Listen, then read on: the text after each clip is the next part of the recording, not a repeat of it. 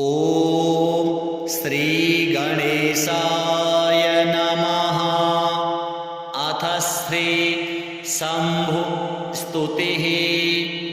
नमामि शम्भुं पुरुषं पुराणं, नमामि सर्वज्ञमपारभावं, नमामि रुद्रं प्रभुमक्षयन्तं, नमामि सर्वं शिरसा नमामि, नमामि देवं परमव्ययन्तं, उमापतिं लोकगुरुं नमामि, नमामि दारिद्र्यविदारणं तं, नमामि रोगापहरं नमामि, नमामि कल्याणमचिन्त्यरूपं, नमामि विश्वोद्भवीजरूपं, नमामि विश्वस्थितिकारणं तं, नमामि संहारकरं नमामि, नमामि गौरीप्रियमव्ययं तं,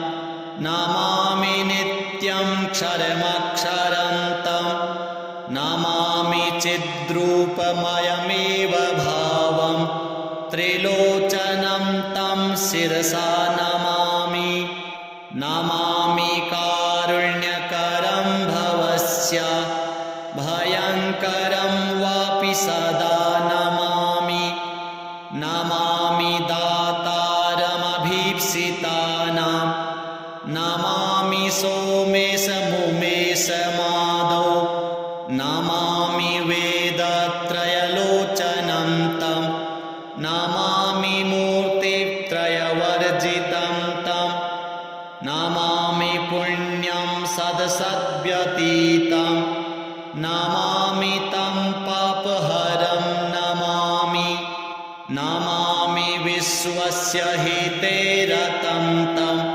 नमामि रूपाणि बहूनि धत्ते, यो विश्वगोप्ता सदसत्प्रणेता, नमामि तं विश्वपतिं नमामि, यज्ञेश्वरं सम्प्रतिहव्यकव्यं, तथागतिं लोकसदाशिवो यः, आराधितो यश्च ददाति सर्वं, नमामि दानप्रियमिष्टदेवं, नमामि सोमेश्वरं स्वतन्त्रं, उमापतिं तं विजयं नमामि, नमामि विघ्नेश्वरनन्दिनाथं, पुत्रप्रियं तं शिरसा नमामि, नमामि देवं भवदुःखशोकं विनाशनं चन्द्रधरं नमामि, नमामि गङ्गाधरमीशमीड्यं, उमाधवं देववरं नमामि, नमाम्यजादीशपुरन्दरादि सुरासुरैरर्चितपादपद्मं, नमामि देवी मुखवादनाना, मिक्षार्थमक्षित्रितयं य एच्छत्, पञ्चामृतैर्गन्धसूधूपदीपैर्विचित्रपुष्पैर्विविधैश्च मन्त्रैः, अन्नप्रकारैः सकलोपचारैः सम्पूजितं सोममहं नमामि। श्रीशाम्ब सदाशिवार्पणमस्तु। नमामि शम्भुं पुरुषं पुराणं, नमामि सर्वज्ञमपारभावं, नमामि रुद्रं प्रभुमक्षयन्तं, नमामि सर्वं शिरसा नमामि, नमामि देवं परमव्ययन्तं, उमापतिं लोकगुरुं नमामि, नमामि दारिद्र्यविदारणं तं, नमामि रोगापहरं नमामि, नमामि कल्याणमचिन्त्यरूपं, नमामि विश्वोद्भवीजरूपं,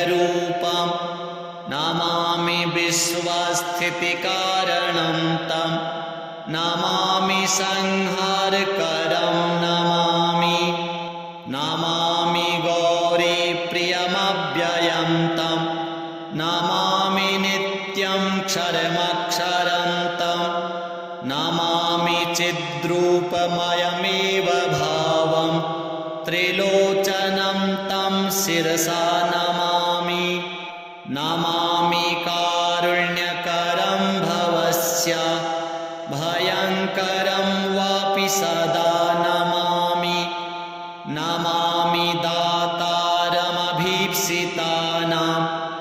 नमामि सोमेशमुमेशमादौ नमामि वेदत्रयलोचनं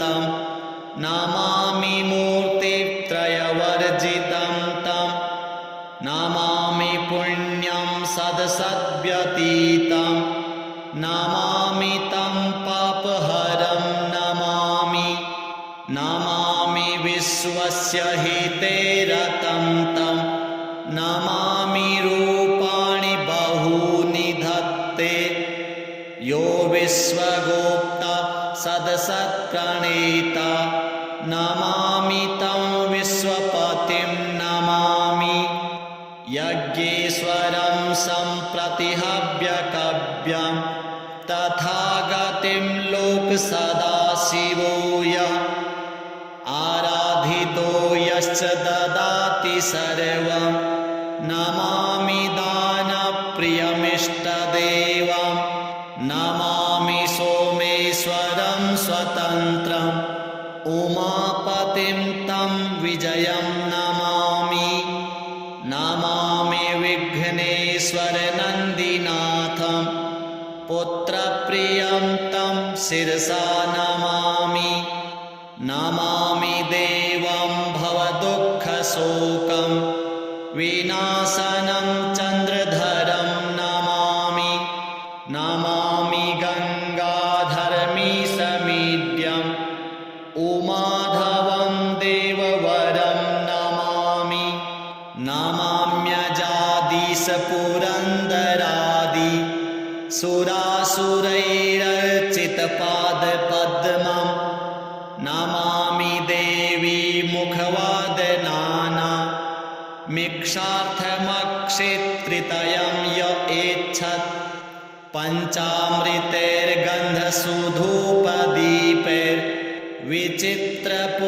पञ्चामृतैर्गन्धसूधूपदीपैर्विचित्रपुष्पैर्विविधैश्च मन्त्रैः अन्नप्रकारैः सकलोपचारैः सम्पूजितं सोममहं नमामि श्रीशाम्ब सदाशिवार्पणमस्तु नमामि शम्भुं पुरुषं पुराणं नमामि सर्वज्ञमपारभावं नमामि रुद्रं प्रभुमक्षयं तं नमामि सर्वं शिरसा नमामि नमामि देवं परमव्ययं तं उमापतिं लोकगुरुं नमामि नमामि दारिद्र्यविदारणं तं नमामि रोगापहरं नमामि नमामि कल्याणमचिन्त्यरूपं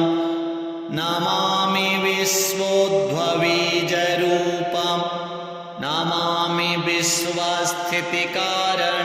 तं नमामि संहारकरं नमामि नमामि गौरीप्रियमव्ययं तं नमामि नित्यं क्षरमक्षरं तं नमामि चिद्रूपमयमेव भावं त्रिलोचनं तं शिरसा नमामि नमामि कारुण्यकरं भवस्य भयङ्करं वापि सदा नमामि नमामि दातारमभीप्सितानां नमामि सोमेशमुमेशमादौ नमामि वेदत्रयलोचनं तं नमामि मूर्तित्रयवर्जितं तं नमामि सदसद्व्यतीतं नमामि तं पापहरं नमामि नमामि विश्वस्य हिते रतं तं नमामि रूपाणि बहूनि धत्ते यो विश्वगोप्ता सदसत्प्रणेता नमामि तं विश्वपतिं नमामि यज्ञेश्वरं सम्प्रतिहव्यकव्यं तथागतिं लोकसदाशिवो यः आराधितो यश्च ददाति सर्वं नमामि दानप्रियमिष्टदेवं नमामि सोमेश्वरं स्वतन्त्रम् उमापतिं तं विजयं नमामि नमामि विघ्नेश्वरनन्दिनाथं पुत्रप्रियं तं शिरसा नमामि नमामि देवं भवदुःखशोकं विनाशनं चन्द्रधरं नमामि नमामि गङ्गाधरमीशमीड्यम् उमाधवं देववरं नमामि नमाम्यजादीशपुरन्दरादि सुरासुरैरर्चितपादपद्मं नमामि देवी मुखवादनाना मिक्षार्थमक्षेत्रितयं य एच्छत्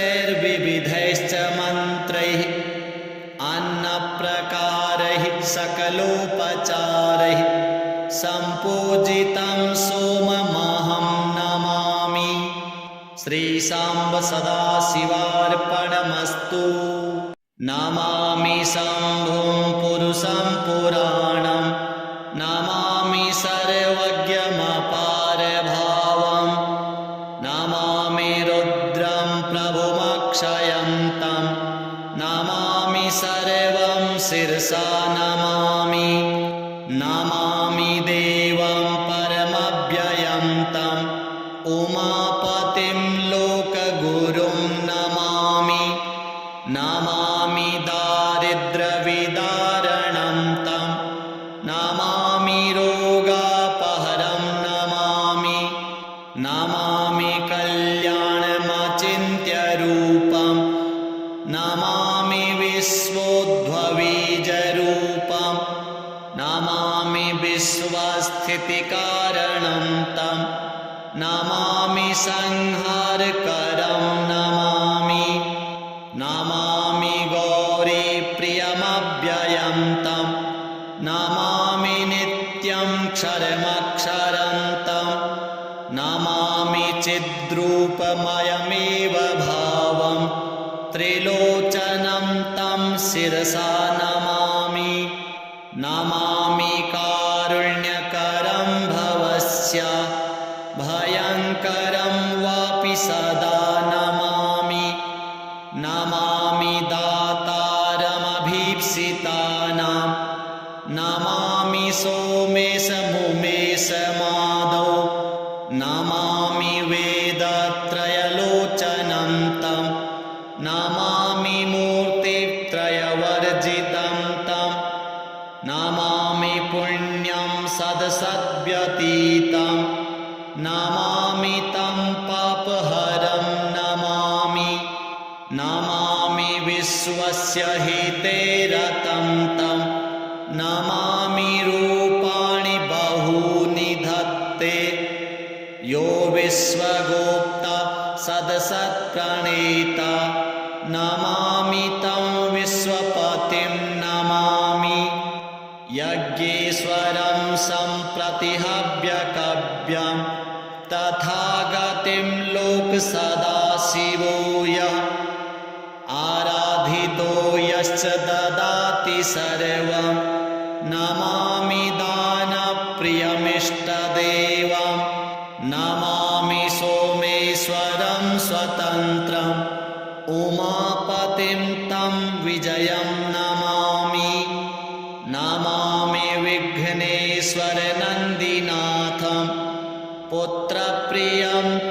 शिरसा नमामि नमामि देवं भवदुःखशोकं विनाशनं चन्द्रधरं नमामि नमामि गङ्गाधरमीशमीड्यम् उमाधवं देववरं नमामि नमाम्यजादीशपुरन्दरादि सुरासुरैरर्चितपादपद्मं नमामि देवी मुखवादनाना मिक्षार्थमक्षित्रितयं य एच्छत्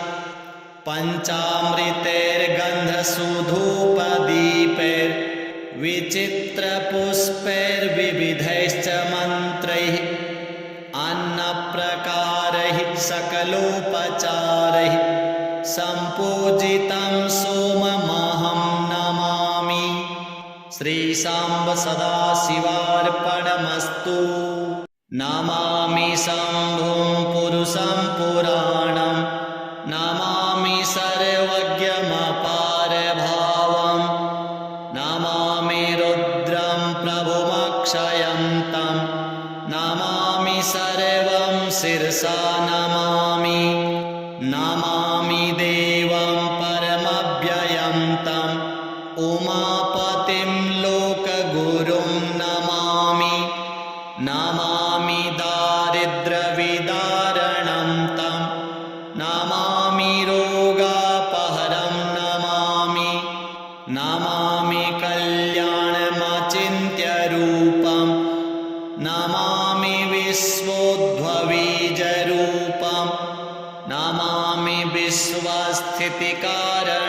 तं नमामि संहारकरं नमामि नमामि गौरीप्रियमव्ययं तं नमामि नित्यं क्षरमक्षरन्तं नमामि चिद्रूपमयमेव भावं त्रिलोचनं तं शिरसा नमामि नमामि कारुण्यकरं भवस्य भयङ्करं वापि सदा नमामि नमामि दातारमभीप्सितानां नमामि सोमेशमुमेशमादौ नमामि वेदत्रयलोचनं तं नमामि मूर्तित्रयवर्जितं तं नमामि पुण्यं सदसद्व्यतीतं नमामि तं पापहरं नमामि नमामि विश्वस्य हितेरतं तं नमामि रूपाणि बहूनि धत्ते यो विश्वगोप्ता सदसत्प्रणेता नमामि तं विश्वपतिं नमामि यज्ञेश्वरं सम्प्रतिहव्यकव्यं तथागतिं लोकसदाशिवो यः आराधितो यश्च ददाति सर्वं नमामि दानप्रियमिष्टदेवं नमामि सोमेश्वरं स्वतन्त्रम् उमापतिं तं विजयं नमामि नमामि विघ्नेश्वरनन्दिनाथं पुत्रप्रियं तं शिरसा नमामि नमामि देवं भवदुःखशोकं विनाशनं चन्द्रधरं नमामि नमामि गङ्गाधरमीशमीड्यम् उमाधवं देववरं नमामि नमाम्यजादीशपुरन्दरादि सुरासुरैरर्चितपादपद्मं नमामि देवी मुखवादनाना मिक्षार्थमक्षित्रितयं य एच्छत्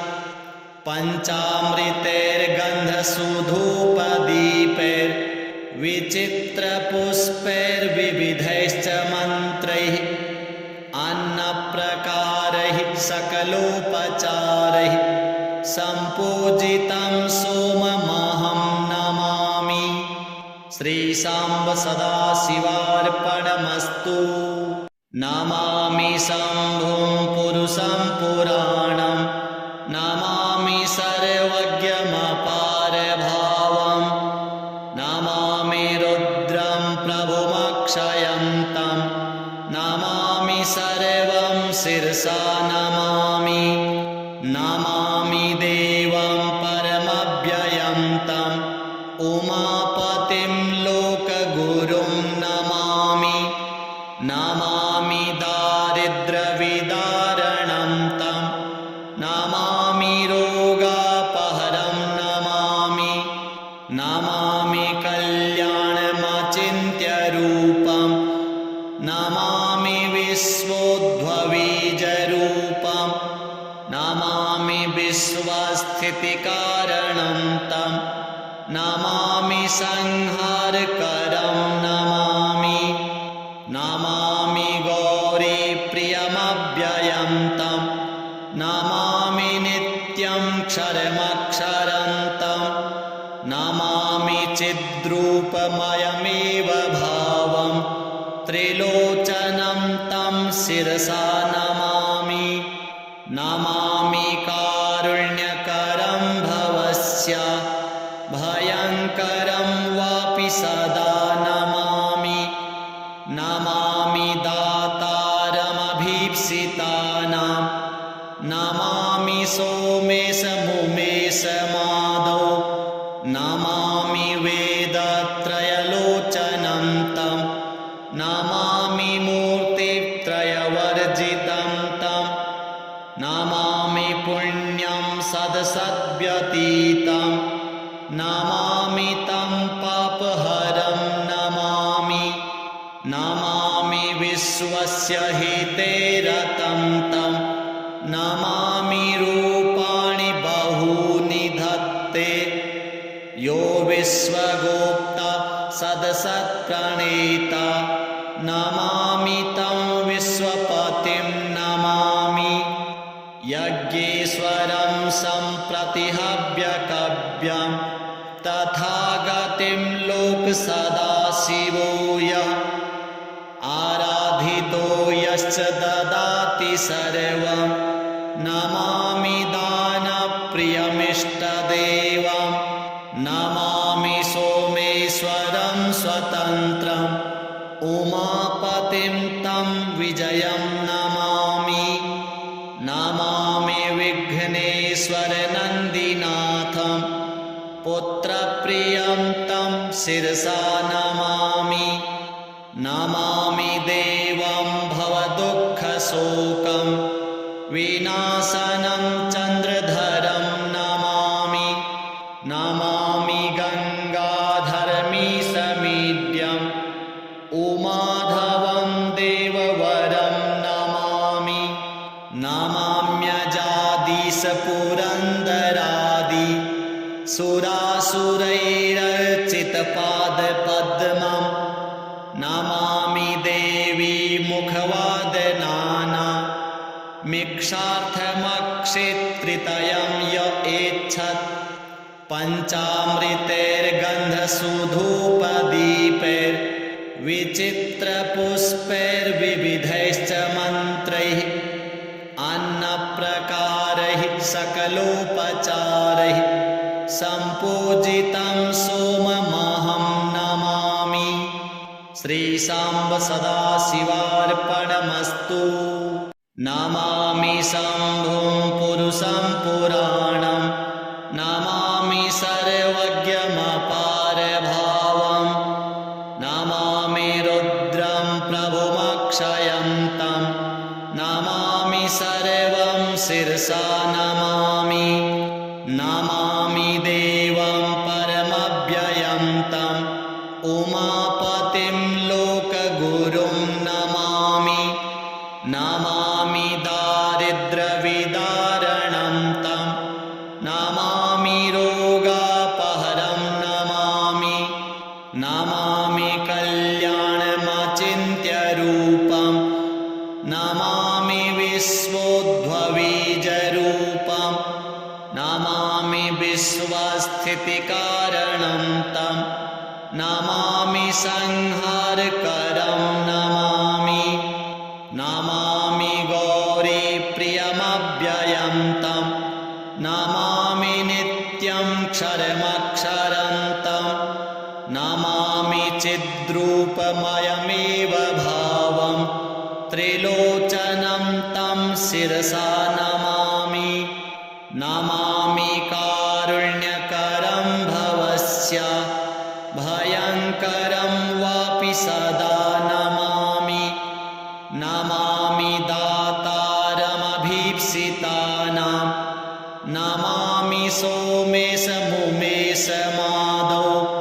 नमामि वेदत्रयलोचनं तं नमामि मूर्तित्रयवर्जितं तं नमामि पुण्यं सदसद्व्यतीतं नमामि तं पापहरं नमामि नमामि विश्वस्य हिते रतं तं नमामि रूपाणि बहूनि धत्ते यो विश्वगोप्ता सदसत्प्रणेता नमामि तं विश्वपतिं नमामि यज्ञेश्वरं सम्प्रतिहव्यकव्यं तथागतिं लोकसदाशिवो यः आराधितो यश्च ददाति सर्वं नमामि दानप्रियमिष्टदेवं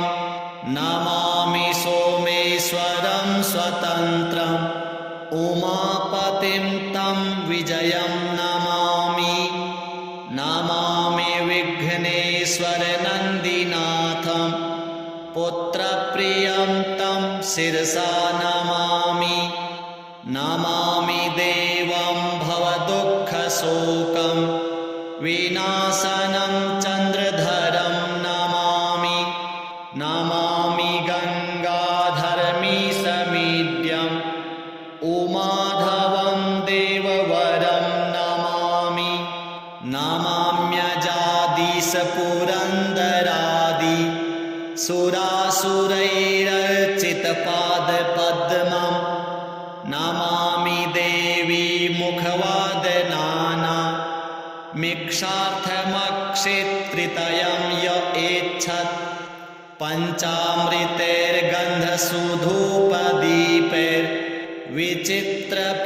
पञ्चामृतैर्गन्धसूधूपदीपैर्विचित्रपुष्पैर्विविधैश्च मन्त्रैः अन्नप्रकारैः सकलोपचारैः सम्पूजितं सोममहं नमामि श्रीशाम्ब सदाशिवार्पणमस्तु नमामि शम्भुं पुरुषं पुराणं नमामि सर्वज्ञमपारभावं नमामि रुद्रं प्रभुमक्षयं तं नमामि सर्वं शिरसा नमामि नमामि देवं परमव्ययं तं उमापतिं लोकगुरुं नमामि नमामि दारिद्र्यविदारणं तं नमामि रोगापहरं नमामि नमामि कल्याणमचिन्त्यरूपं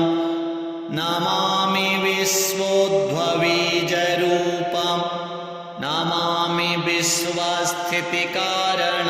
तं नमामि संहारकरं नमामि नमामि गौरीप्रियमव्ययं तं नमामि नित्यं क्षरमक्षरं तं नमामि चिद्रूपमयमेव भावं त्रिलोचनं तं शिरसा नमामि नमामि कारुण्यकरं भवस्य भयङ्करं वापि सदा नमामि नमामि दातारमभीप्सितानां नमामि सोमेशमुमेशमादौ नमामि वेदत्रयलोचनं तं नमामि मूर्तित्रयवर्जितं तं नमामि पुण्य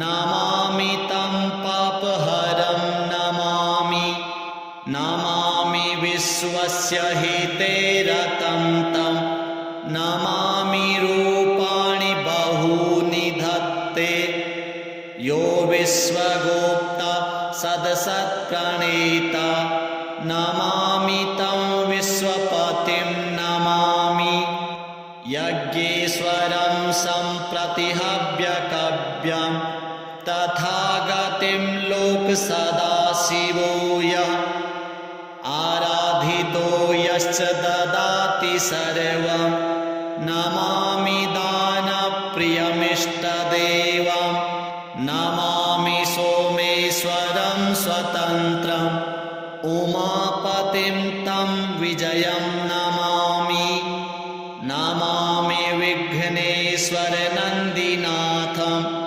पुत्रप्रियं तं शिरसा नमामि नमामि देवं भवदुःखशोकं विनाशनं चन्द्रधरं नमामि नमामि गङ्गाधरमीशमीड्यम् उमाधवं देववरं नमामि नमाम्यजादीशपुरन्दरादि सुरासुरैरर्चितपादपद्मं नमामि देवी मुखवादनाना मिक्षार्थमक्षेत्रितयं य एच्छत्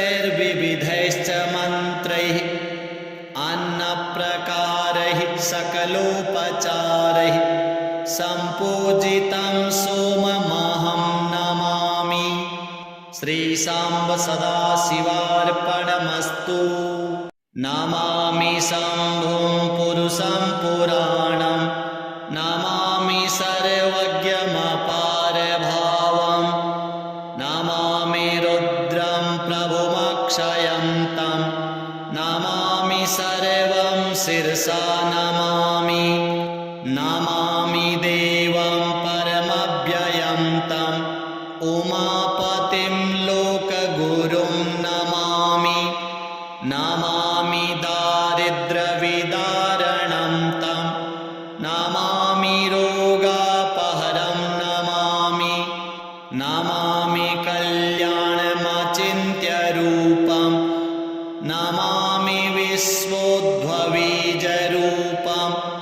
नमामि विश्वस्थितिकारणं तं नमामि संहारकरं नमामि नमामि गौरीप्रियमव्ययं तं नमामि नित्यं क्षरमक्षरं तं नमामि चिद्रूपमयमेव भावं त्रिलोचनं तं शिरसा नमामि नमामि कारुण्यकरं भवस्य भयङ्करं वापि सदा नमामि नमामि दातारमभीप्सितानां नमामि सोमेशमुमेशमादौ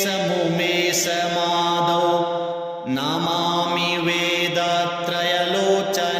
तं नमामि मूर्तित्रयवर्जितं तं नमामि पुण्यं सदसद्व्यतीतं नमामि तं पापहरं नमामि नमामि विश्वस्य हिते रतं तं नमामि रूपाणि बहूनि धत्ते यो विश्वगोप्ता सदसत्प्रणेता नमामि तं विश्वपतिं नमामि यज्ञेश्वरं सम्प्रतिहव्यकव्यं तथागतिं लोकसदाशिवो यः आराधितो यश्च ददाति सर्वं नमामि दानप्रियमिष्टदेवं नमामि सोमेश्वरं स्वतन्त्रम्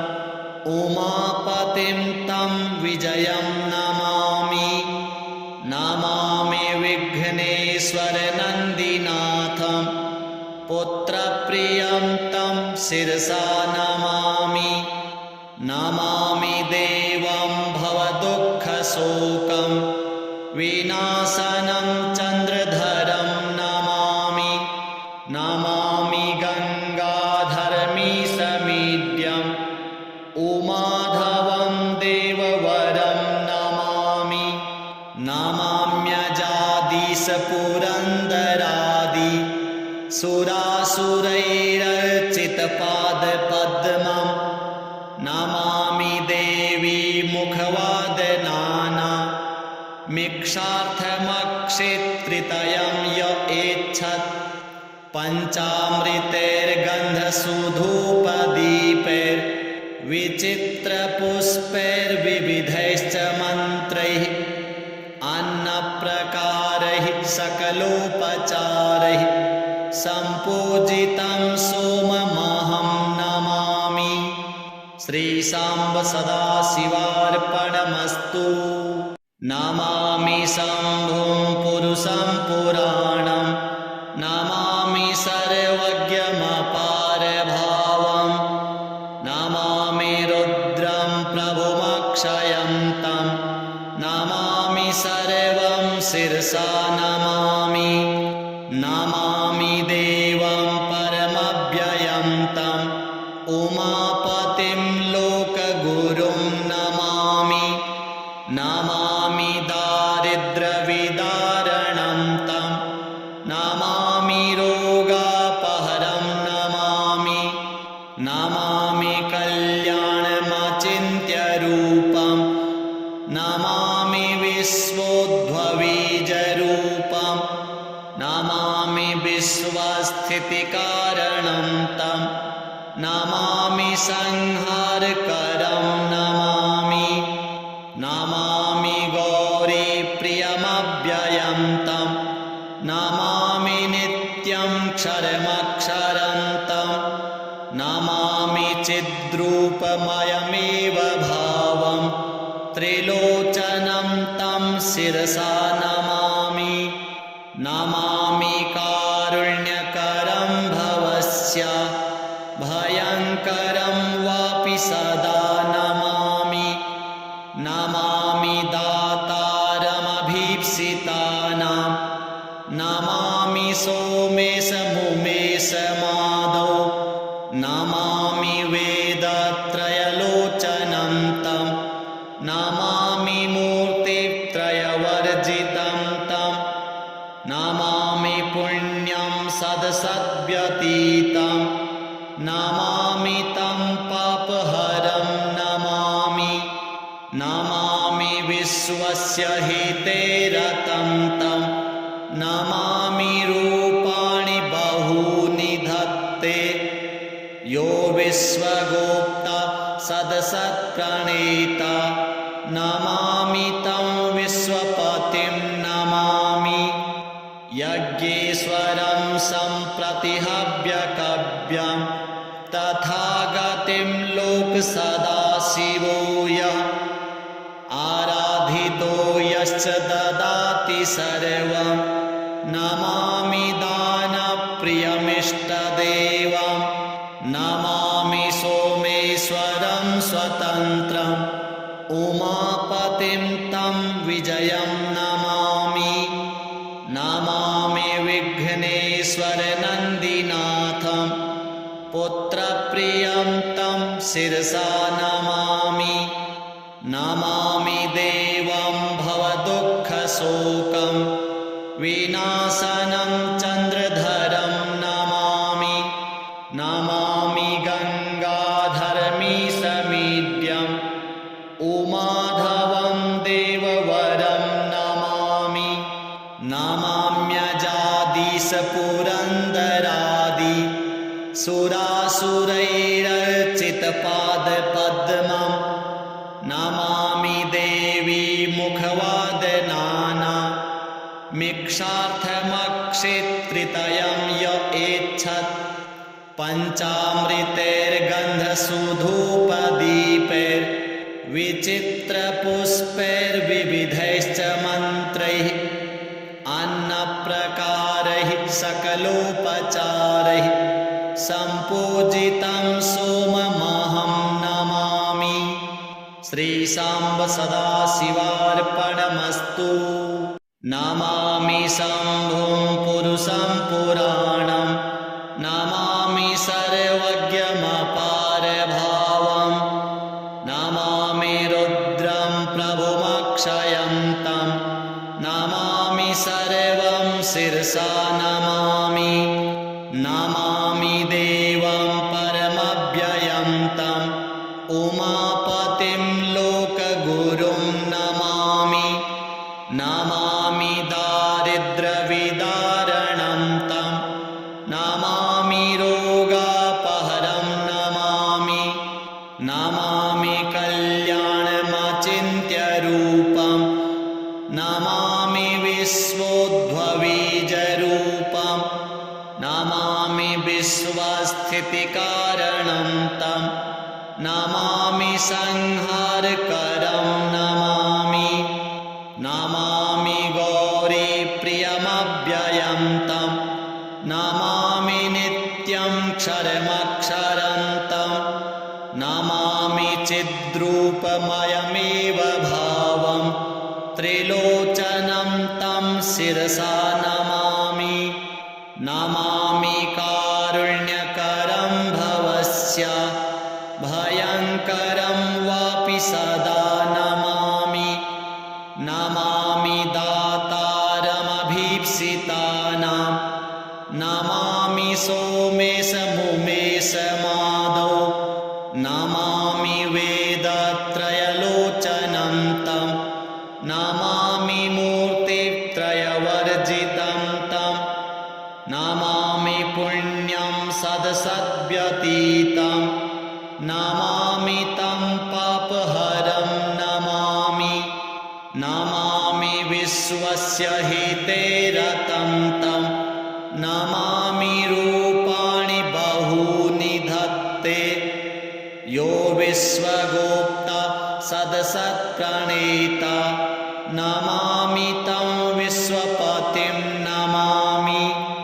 यज्ञेश्वरं सम्प्रतिहव्यकव्यं तथागतिं लोकसदाशिवो यः आराधितो यश्च ददाति सर्वं नमामि दानप्रियमिष्टदेवं नमामि सोमेश्वरं स्वतन्त्रम् उमापतिं तं विजयं नमामि। नमामि विघ्नेश्वरनन्दिनाथं पुत्रप्रियं तं शिरसा नमामि। नमामि देवं भवदुःखशोकं विनाशनं चन्द्रधरं नमामि। नमामि गङ्गाधरमीशमीड्यम् उमाधवं देववरं नमामि। नमाम्यजादीशपुरन्दरादि सुरासुरैरर्चितपादपद्मं नमामि देवी मुखवादनाना मिक्षार्थमक्षेत्रितयं य एच्छत् पञ्चामृतैर्गन्धसूधूपदीपैर्विचित्रपुष्पैर्विविधैश्च मन्त्रैः अन्नप्रकारैः सकलोपचारैः सम्पूजितं सोममहं नमामि। श्रीशाम्ब सदाशिवार्पणमस्तु।